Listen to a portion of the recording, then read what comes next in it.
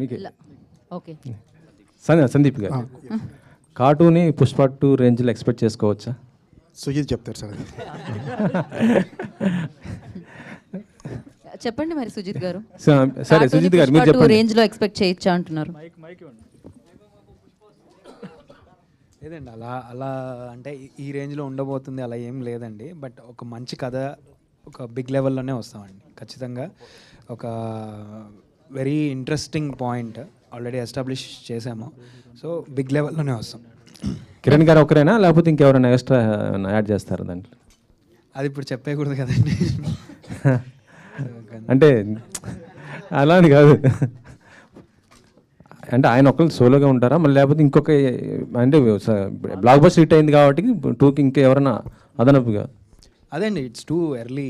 అంటే రివీలింగ్స్ అన్ని చేయడం ఇది చాలా ఎర్లీ. సో ఇంకా డెవలపింగ్ స్టేజ్లో ఉంది. We are working on it.